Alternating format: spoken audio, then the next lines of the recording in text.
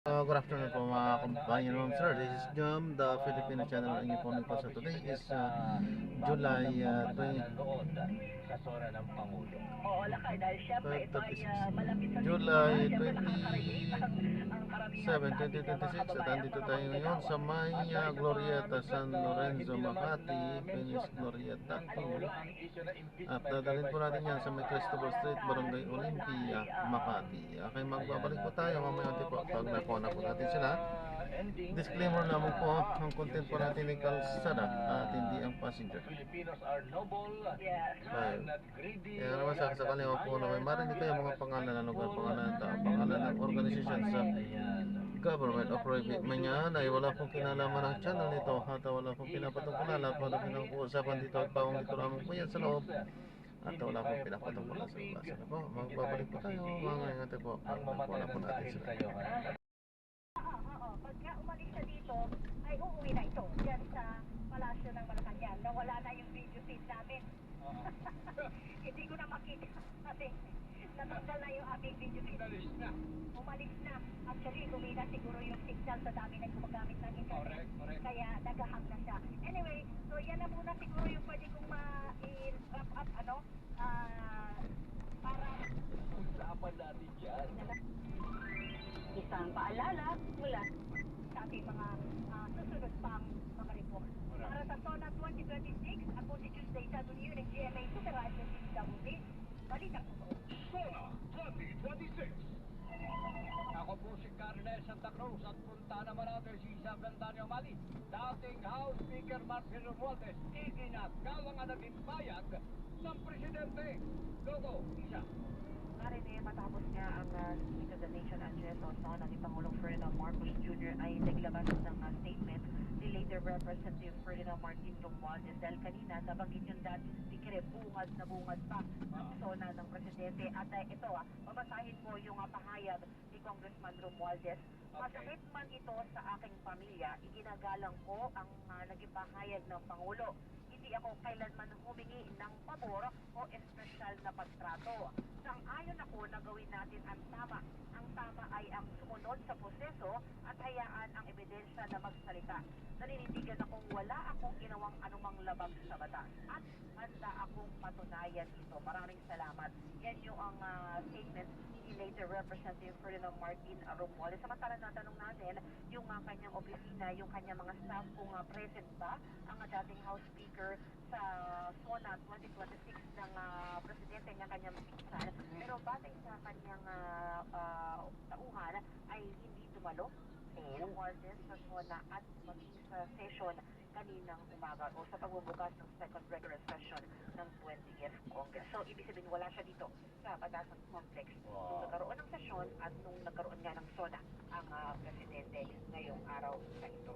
So, yun yung naging maikling statement ni Romualdez at maya-maya ay balikan mo ko Karin at hihingi tayo ng iba pang mga reaksyon mula sa mga kongresista patungkol nga sa katatapos lamang na SONA ng Presidente.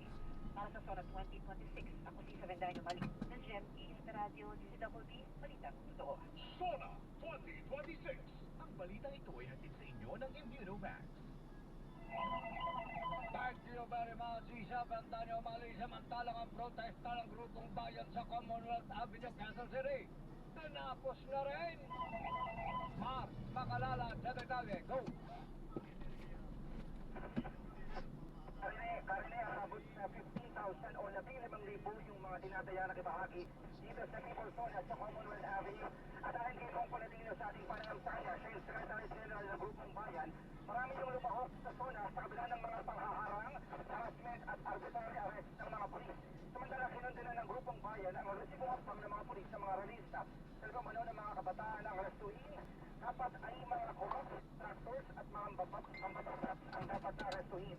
Nagpakita na kasi muna ng galit ang mga kabataan sa mga abuso ng mga kapangyarihan at panghihihaman ng mga malalaking korporasyon. Hindi daw vandalism ang kanilang ginawa kundi sa graffiti o yung paglalagay ng disenyo doon sa ibang mga bagay.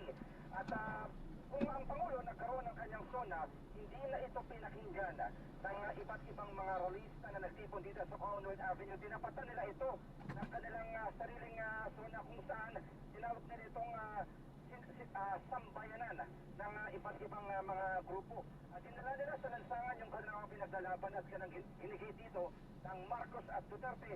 Walang pinagkaiba, dapat panagutin ang mga korap at mga pahirap. Nagsalita yung mga kinatawan ng iba't ibang mga sektor at nagsagawa rin sila ng mga cultural performance. Samantala, hindi rin katulad noon ng mga nakalipas na mga noon na mayroong mga effigy na sinusunog. Sa ngayon ay walang pagsusunog sa effigy ang ginawa. No? Ang mga radista dito at tanging watawat lamang ng Estados Unidos kanina doon sa may Commonwealth Avenue, yung nasunog ayon doon sa grupong bayan. Pero maliban dyan, ay sumunod sila sa batas. Wala silang sinunog para wala rin maging air pollution sa kalikasan.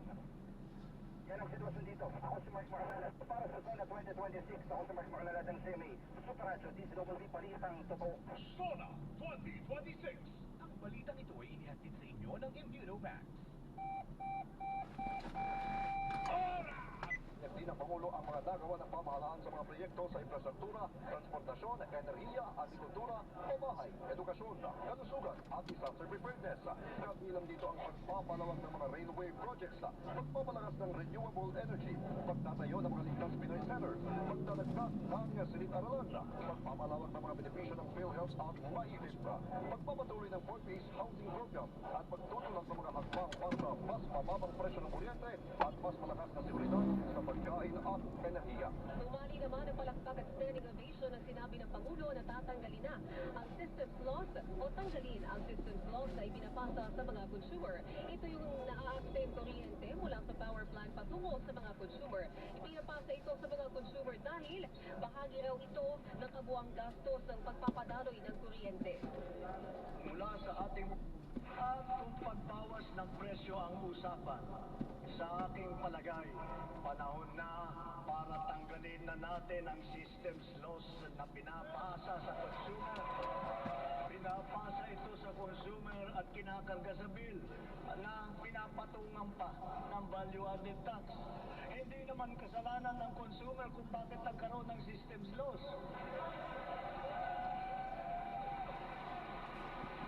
Kaya hindi naman tama na kailangan sila pa ang pagbabayarin dito.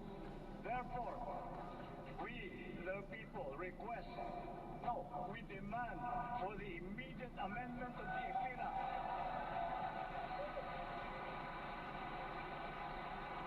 And to prohibit charging systems laws against consumers, including the value-added tax thereon. Bukod dito, dapat daw bisitahin muli ang nuclear energy. Dapat maipasa ang Sariling Kuryente Act. Pinangako din ng Pangulo ang operasyon sa 12 MRT 7 stations sa darating na 2027 mula North Avenue hanggang Sacred Heart, Quezon City, pati ang North-South Commuter Railway sa Valenzuela hanggang sa Malolos, Bulacan. Isusulong din ng Presidente ang mapalawak ang income tax exemption. May 10% aumento rin sa pensyon ng SSS na pinaaga sa Hunyo. Mayroon ding promotion ng 80,000 teachers. Magpapatuloy din ang Benteng Bigas Pero na program at nakiramay din ang Pangulo sa pamilya ng mga biktima ng school shooting sa Tacloban City. Sinabi rin niya na target din na mag-launch ng kauna-unahang rocket ang Pilipinas sa space na ilulunsad po sa Cagayan. Sa larangan naman ng ugnayang panlabas at pambansang seguridad, binigyang halaga ng Pangulo ang pagpapalawak sa free trade agreements, pagpasok ng mga bago pamumuhunan, pamumuno ng Pilipinas sa ASEAN at matatag na paninindigan sa 2016 Arbitral Award kaugnay ng West Philippine Sea. At di niya sa pagtatapos ng kanyang talumpati, nanawagan ang Pangulong Marcos Jr. sa lahat ng mga Pilipino ng pagkakaisa. Sinabi niya sa 22 taon ng kanyang administrasyon ay titiyakin nitong matatapos ang mga nasimulang programa at may pagpapatuloy ang mga reformang nakatuon sa pag-unlad ng bansa. Linya? Yes, maraming salamat sa inyo, Naomi at Christian. Pero gusto ko lang kayong tanungin kayong dalawa personally. Ano sa inyo ang naka-connect sa inyo sa speech ng ating Pangulo? Yung pinaka-nagulat ako doon niya, no? Yung kasi may pinapare ng speech na binigay sa media. Merong mga ad-libs ang Pangulo na hindi nga kasama doon sa initial script na ibinigay niya sa media. Yung unang-unang bahagi, di ba? Yung update doon sa controversial na flood control method, kumbaga, nabanggit ng Pangulo. Yun yung nakakakilabot kasi, di ba, for the longest na yung mga tao talaga sinasabi, yun yung number one concern na gusto nilang matalakay ng Pangulo. At yun din yung inaabangan ng lahat ng mga na-interview natin mga opisyal ng pamahalaan, no?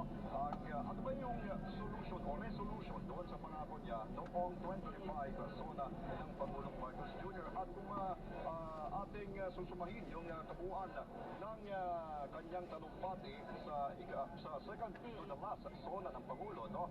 Hindi lahat ng mga sinasabi niya na direktang may epekto sa sikmura ng Pilipino ay ipinabatid niya ng kumbaga madaling maintindihan ng mga Pilipino gamit ang wikang Pilipino, abay naipaintindi niya sa mga tao at naihatid niya kung ano man ang mensahe ng Pangulo at ng pamahalaan para sa taong bayan.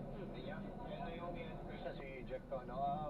Base kayo mismo na dyan sa Kamara kasi maraming times naman, di ba, partner, na talaga may palakpakan and standing ovation. Pero na-observe niyo ba kung alin doon yung pinakamalakas? Is either yan yung sa kuryente or sa West? Yung kuryente is one. Oo, ano yung napansin nyo? Yung talagang umani ng malakas na palakpakan. Yung sa kuryente kasi parang 3 beses sila nagpalakpakan, no? Yung sa China, significant din yung palakpakan doon. Pero naging, kumbaga, Naomi, matindi o mabigat yung kanyang mensahe kung saan sinabi niya na ang mga Pilipino ay hindi sinungaling, hindi tayo racist at hindi tayo raceless. So, para sa akin, ito ang nagpapatunay na ang isang Pilipino galing mismo sa Pangulo ay hindi masisihil kahit anumang pang-aapi ang gagawin ng mga banyaga sa atin. Yes, at ang kanyang panghuli ay sinabi niya ang kinabukasan ng mga bata, ng kabataan, na kung ano man ang gagawin ngayon at kung hindi tayo siguro magbubuklod-buklod, paano na, di ba, ang kinabukasan ng mga kabataang Pilipino. So, kumbaga, tama ka, Christian, nung sinabi mo sa bandang huli, imbis na, kumbaga, sagutin niya yung kanyang mga kritiko, maging defensive or maging bitter, kung ang ginawa niya, no, he called for unity and he appealed to the emotions and the sense of our identity as Filipinos kasi nawawalan tayo ng focus dahil sa pagkawatak-watak, di ba, ng kung ano man, whether politically, regionally, di ba, parang he called on everyone to magbayanihan at magbuklod-buklod, hindi ba, Christian? Yun yung mga nagustuhan ng lahat dito sa talumpati ng Pangulo, no? Kasi marami nagtatanong about doon sa impeachment trial ng Vice-Presidente kung ito ba ay kabilang doon sa magiging talumpati ng Pangulo. Pero as far as we know, doon sa pagre-review natin at sa panonood natin live dito, abay wala siyang binanggit patungkol doon sa pagdinig ng impeachment case ni Vice President Sara Duterte.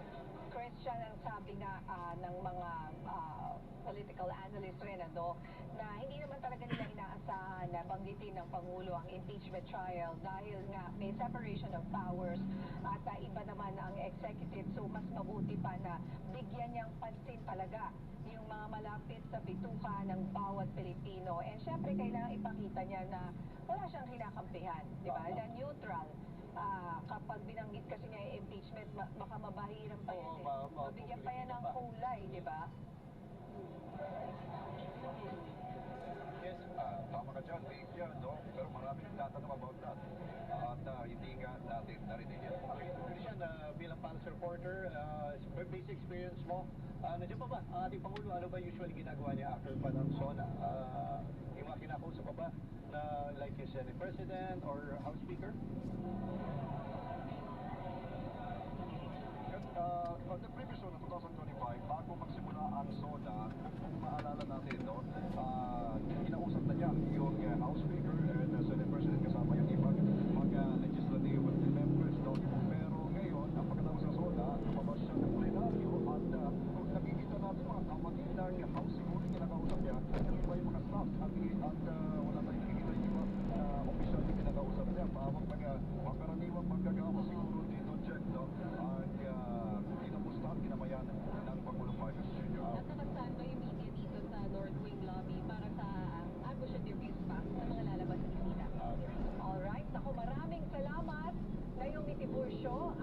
Christian Pascones. Marami pang maiinit na balita sa pagbabalik na Arangkada Balita.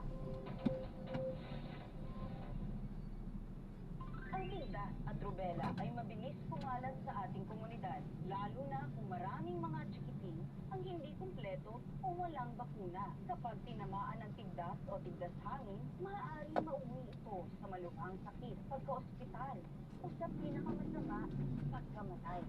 Mga magulang, tandaan, bakuna ang pinakamaasahan at epektibong proteksyon laban sa tigdas at rubela. Kaya magpabakuna na. Halos 50 taon nang ginagamit sa bansa, kaya sunok na itong ligtas. Kaya magpabakuna na. Kapag protektado ang bata, panatag ang magulang, ligtas ang komunidad. Kaya magpabakuna na. Pumunta sa pinakamalapit na health center at alamin ang schedule ng pagbabakuna sa inyong lugar. Isang paalala mula sa Department of Health. Ang programang ito ay hatid sa inyo ng Blemex Forte Syrup and Capsule. Maluwag ang paghinga, tunaw ang plema. Basta lagundi, Blemex!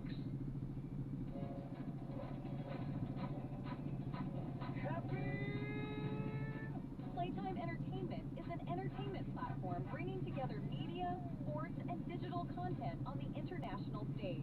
Visit playtime.ph and follow Playtime Entertainment on social media for moments that make you happy. Playtime Entertainment. All for happiness. Memory! What do you say? Akin yan? Ang laki ng box! Surprise! Eh, ba't ka nasa loob ng box? Basta para sa'yo gagawin ko all. Tulad ng Pag-ibig Fund Multi-Purpose Loan. Pwede pang negosyo, tuition, personal needs, at iba pa. Up to 90% ng hulog mo ang pwedeng i-loan. No processing fee at fast approval pa. Kaya, Play na ng Pag-ibig Fund MPL via Virtual Pag-ibig! Pag-ibig Fund! Ang programa ito ay hatid sa inyo ng Blemex for Kids. Mommies, agapan na galoobo at lemang nakabara. Pambatang lagundi, Blemex! ay nanonood sa ERTC Prime Media.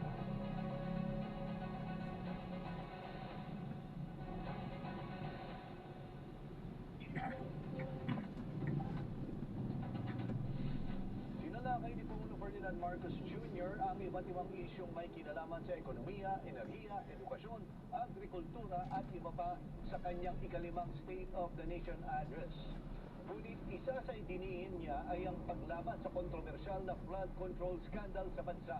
Live mula sa Batasang Pambansa, may umarangkadang balita si Mari Ocampo. Mari. Isang taon na nga ang nakalipas mula ng simulan ni Pangulong Ferdinand R. Marcos Jr. ang kanyang kampanya kontra sa katiwalian sa flood control structure sa bansa. At sa kanyang sona nga ngayong taon, hindi lang update ang binigay ng Pangulong, kundi isa ring babala.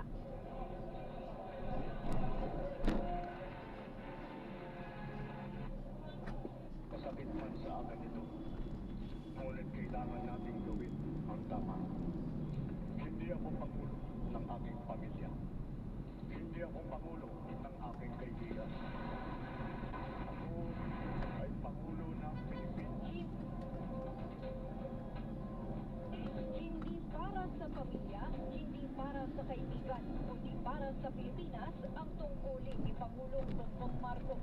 Ito ang kanyang diniin sa kanyang State of the Nation Address ngayong 2026. Unang inilantad ng Pangulo ang katiwalian sa mga nadiskubring anomalya sa flood control projects nakaraang taon. Mula noon, nagsagawa na ng malawakang investigasyon ang pamahalaan. Kagibat ng mga naisampang mga kaso, tiniyak ng inyong pamahalaan na mababawi mula sa mga nagsapwatan ang nakuha nilang pera ng taong bayan. Halos 25 bilyong piso ang halaga ng napawi, frozen at napreservang mga pera at ari-arian ng mga akusado. Ang mahigit 8 milyong piso dito ay agad nating nakabalik sa Treasury. Pinuri rin ng Pangulo ang paikipagtulungan ng taong bayan sa kanilang paglaban sa flood control scandal. Karamihan kasi ng mga naimbestigahan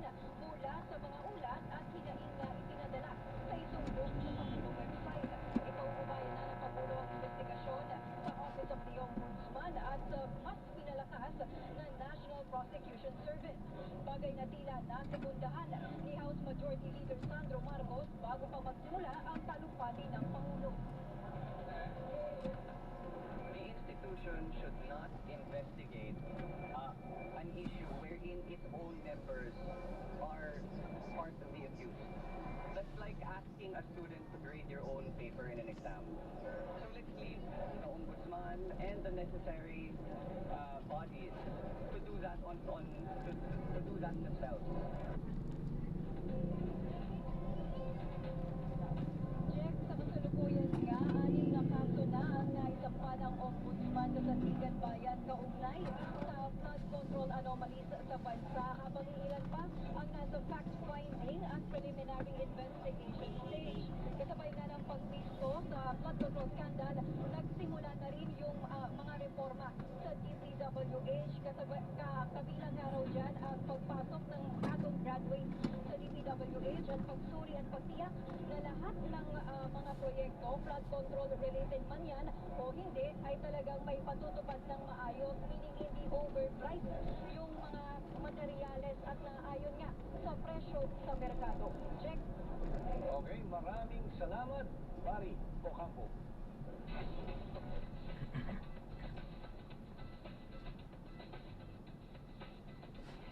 Ating himayin ang naging sona ng Pangulo. Kasama natin ngayong hapon dito sa PRTV Prime Studio, walang iba kundi si Attorney Barry Gutierrez, kilalang political analyst at dating mambabatas. Magandang gabi, Attorney Barry, and welcome back sa Arangkada Balita. Magandang gabi, Lydia. Okay, so, in short, ano po ang masasabi ninyo dito sa sona ng Pangulo? Ito po ba ay damage control? O nakikita ninyo na may totoong sinasabi siyang legacy blueprint para sa huling 2 taon niya sa posisyon? Damage control. Pero ang dating sa akin, may pag-tick ng mga boxes. Kasi kung titignan mo yung structure ng speech niya, napaka-textbook. Siyempre, inunan niya yung corruption. Kasi yun ang nasa utak ng lahat ng nanonood. Papasok pa lang tayo ng SONA, madami nagsasabi. Ang hinihintay namin kung ano ang follow-up niya. Doon sa sinabi niya last week. Oo. At yun, in the first 5 minutes, Sinabi na niya sinabi na kagad yun. were you satisfied? Oo. In the sense na sa tingin ko hindi madaling sabihin na ikaw ay sumusuporta na at aandar na ang bulog ng hustisya laban sa isang sabi mo malapit na kalyado at bukod dito, pinsan pa niya. Diba? So ako, hindi natin pwedeng i-underestimate yung value. Pero, strangely enough, dahil inuna at hindi na binalikan. Hindi na niya binalikan. Hindi yun na naging emphasis ng speech. Kumbaga, without clues, definitely, hindi mo mamimiss yung punto. Para siguro tapos na. Pero parang iniwan niya kagad at nag-move on sa Nag-move on iba. na siya. At may sinabi pa siyang ibabalik daw yung bilyong-bilyong pera. Or binalik naman daw sa kaban ng bayan. Diba? Parang accomplishment na, or may nagawa rin naman daw siya doon sa corruption na scandal na yan. Sa tingin ko kasi yun ang pag-address sa mga ibang kritisismo na wala naman pinupuntahan itong mga investigasyon, itong mga pagkakaso dito sa flood control. So tingin ko, importante dito sa show ng ito na ilakad niya yung punto na hindi lang namin sinimulan ito, hindi lang nagkaroon ng investigasyon na wala naman pinatukuhan, mayroong ilang bilyon na nabalik at mas mahalaga dito, nadala sa mga programang ABC. Ito, Ayun. yung Kaya raw meron sila na ibigay na, let's say, ayuda or ayuda, informasyon, yes, etc. pagkain, etc. So, yeah, that part maganda nga, no? Pero sa mga sumunod na part ng kanyang speech, ano ang tumatak sa'yo? Siguro alam ko na, ito ba yung system walk? Well, yun kasi yung bago. Or system, tama, system walk. Yun yung bago. Pero kung titignan mo yung buong framework ng speech, kaya nga sabi ko may pagka-textbook siya. Sa halos lahat ng survey na ginawa over the last 20 years, pag tinanong ng mga Pilipino, ano ang mga pinakamalaking issue na gusto nyo tutukan ng gobyerno? Ang top 3 lagi ay presyo, trabaho, kita. Diba? Masyado mataas ang presyo, gusto namin mababa ng gobyerno, gusto namin magkaroon ng mas maayos na trabaho, gusto namin tumaas ang aming kita. Gusto sarili mo nung simula, hanggang dulo ng speech ni Pangulong BBM kanina, yun ang kanyang tinutukan. Yes. Nagsimula siya sa paglista ng mga ginawa ng kanyang administrasyon para Dito na lang po kayo. Opo, ay, hindi po, i-diretso nyo na lang po doon. Kasi masikip po yung daan usapan dyan. niya yung mga ginawa nila para mapadami yung trabaho. Ano po, idiretso ko doon? Iwasikip ang daan? Ano sabi nyo? Dito po, yung sa circuit na lang. Textbook, yung Kala ko dito sabi nyo masikip tapos padiretso nyo. Hindi po, dito po sa kabila. industry. And then yung sa kita, ganun din.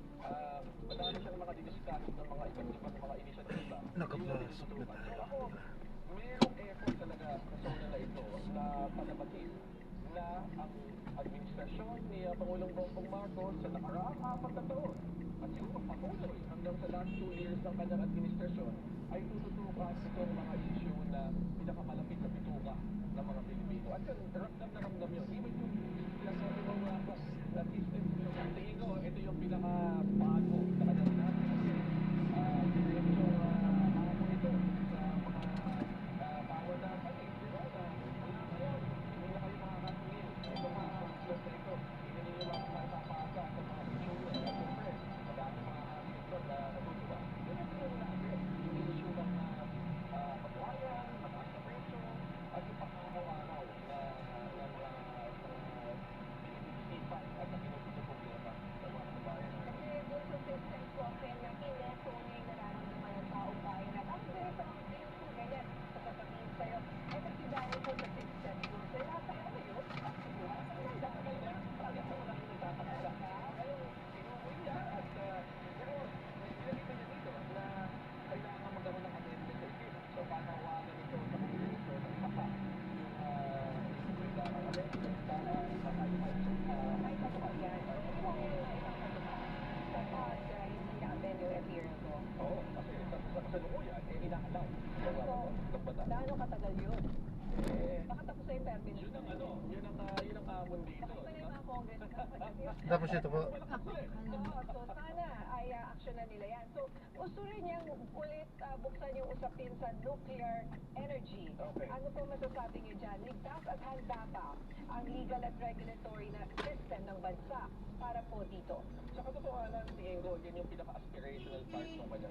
Kasi in 2 years, hindi ka na naman makakapagtayo ng isang functioning nuclear power plant. Pero tingin ko, senyales yan na at least sa punto ng pagbago ng polisiya o pag-aaral ng visibility ng pagkakaroon ng nuclear plant, kikilos ang mga kinaukulang tanggapan ng pamahalaan. Pero yung makapagtatayo pa tayo, kung seryoso talaga sa dyan, dapat sinimulan yan 2022. Pero at this late stage, mukhang malabo yan. At pag-track naman yun, nilatag niya yung mga in the pipeline, yung mga malapit na mag-online na mga power plant. Karamihan, ang ginagamit na teknolohiya, hindi na nuclear, diba? O na hydrogen, yun yung bago, ano ba pa? At susuportahan nga raw niya at susuportahan nila. Bilang panghuli na ng Attorney Varia, very quickly, anong masasabi niyo dun sa ending ng kanyang speech? Where he called for unity at kumbaga ipinaramdam niya na Diretso? ang mangyari yung pagmamahal sa Pilipinas, di ba? Parang gano'n, appeal siya sa ating mga Pilipino na mahalin ang ating bayan. Tingin ko medyo clever yung part ng speech na yun. Kasi ang ginawa niyang tuntukan, yung recent na lumabas na nakaka-insultong bahayag, di ba, galing sa China, na kinumpara ang mga Pilipino sa Paching. Yes. At madami na lang Pilipino nagalit doon. So, tingin ko, nakita yung ginawa niya, kinuha niya yun, yung nararamdaman ng maraming Pilipinong yon, yung pagka-insulto, yung sama ng loob na mga kadahil minamaliit lang, at ginawa niya parang rallying point. Diba? Sinabi niya na hindi tayo ganito, tayo nagre-respeto, pero hindi rin tayo bibigay. So ako tingin ko, it was a particularly clever use ng isang recent na issue na madaming talagang bumulusok ang kanilang damdamin para maging rallying cry para nga sa pagkakaisa at pagkakahanap ng common ground para nga tutindigan ang ating sariling bayan at ang ating sariling dignidad. Oh, wala masyadong numbers eh. It's really more about his messaging story. Hindi ako masyadong nakarinig ng numbers eh. Na, merong konti pero hindi masyado eh. Mas madami din napansin ko pag-cite ng mga achievements. double check ang gamit. Hindi po. So ito na nga yung sinasabi mo na pag-set ng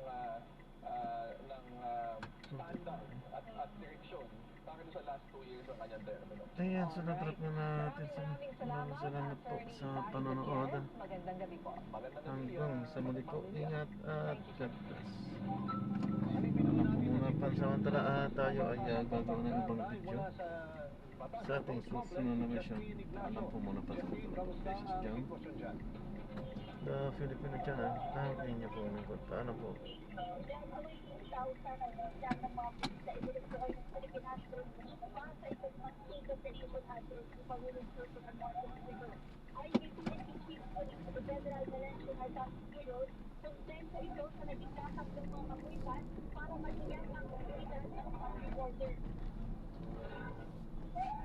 Yan, alam mo si Jan yan.